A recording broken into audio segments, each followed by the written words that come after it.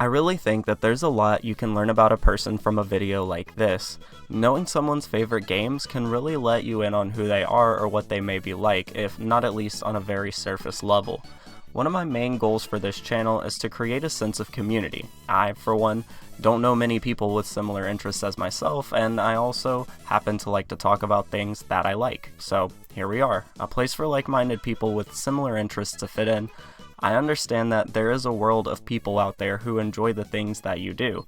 With that, I'd like to say, I'm VTV, you're watching Variety Television, and welcome to my top 10 games as of right now.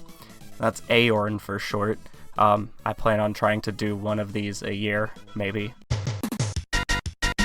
Probably not an entry you may have expected to see on this list, as it's definitely not one I hear many, if any, people talk about. I wanted to put a Kirby game on this list because I think Kirby really represents one part of myself better than any other game. I like cute pink things, and food. Kirby brings all that. Squeak Squad happens to be the first Kirby game I ever owned and played through, and whenever I think about going back to play one, Squeak Squad always stands out to me. Thalassophobia is the fear of large, deep bodies of water. Imagine having this and being sucked into a world where you're about 2,000 meters below the surface of the ocean, trapped in a derelict city that's falling apart around you, threatening to collapse and flood in at any moment, filled to the brim with spliced up crazy people constantly at your throat and big daddies who will not hesitate to give you a new orifice. This is BioShock, and I love it for that.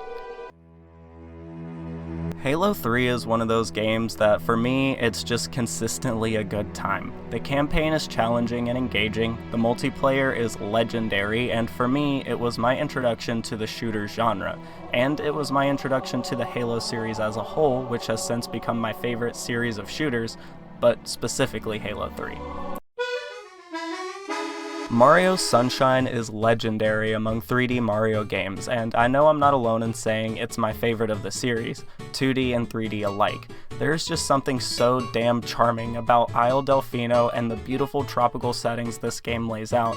The theme is outstanding, you can hear it in the background, and the ultimate piece of this puzzle for me is Flood. The mobility it brings to the game, using it to fight, hover, or even just rocket around, all of it feels so natural and fluid, no pun intended.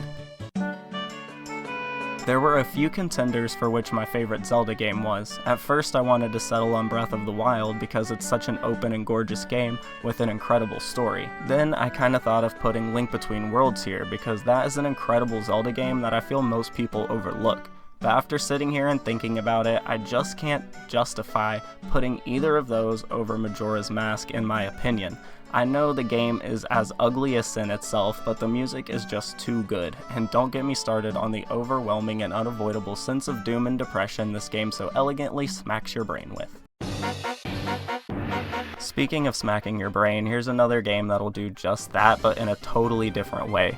Mother 3 is a game that will make you cry whether you want to or not. Mother 3 is a game that takes storytelling, themes, and emotional connections to a whole new level. Don't get me wrong, Earthbound is more than outstanding, but Mother 3 goes places Earthbound couldn't think of and is one of the absolute best games I've ever played, hands down. So now we're getting down to the nitty-gritty of the list. These are the really hard decisions that I had to make to ultimately compose this video. I know saying just the word Pokemon is kind of a cop-out, as it's an all-encompassing phrase. I guess what I really mean is that I like competitive Pokemon, VGC. The generation doesn't really matter as long as I get to compete in it, but if I had to nail down a specific generation or a specific game as being my favorite, I guess Heart Gold and Soul Silver would be it, as Crystal was my first ever Pokemon game, and as much as I love it, it is not perfect, which is why I'd pick HGSS.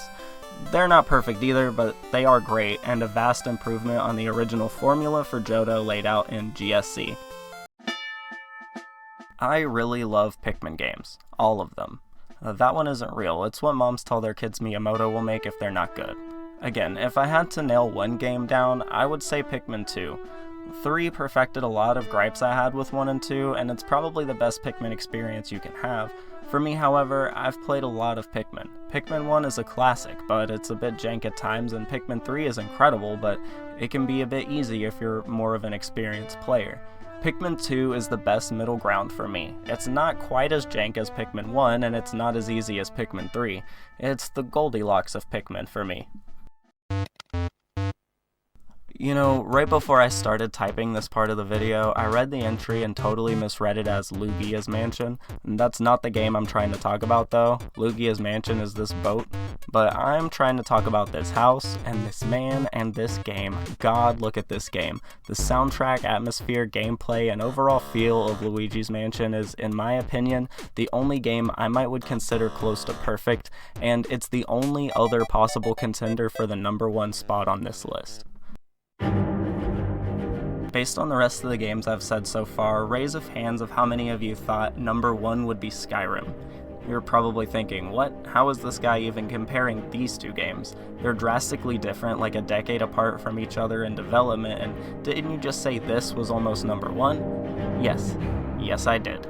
What happens when an unmovable object is met by an unrelenting force? I'm not really sure, but what I am sure of is that I could never be bored of Skyrim. I've put more hours into that game than any other. I've put more hours into that game than I'll comfortably admit here. I've replayed and get almost weekly urges to go back to Tamriel and experience the world of Skyrim all over again. Maybe using only a little illusion magic this time. Maybe I'll try it with only a dagger. How many quests can I get through with stealth alone? I love the setting, time period, music, lore, dragons, armor, and every little detail that Skyrim has to offer, and I've never felt like that about any other game, and that is why it is #1. So there you have it. It's my official top 10 games AORN for 2022. What do you think? Do any of these games match up with some of your favorites? Did any of them surprise you or throw you off? Let me know in the comments down below. If you enjoyed this list or just this video in general, please leave a like. I would really appreciate it, and consider subscribing for more content like this in the future. I hope to see you guys in the next video, and until then, goodbye.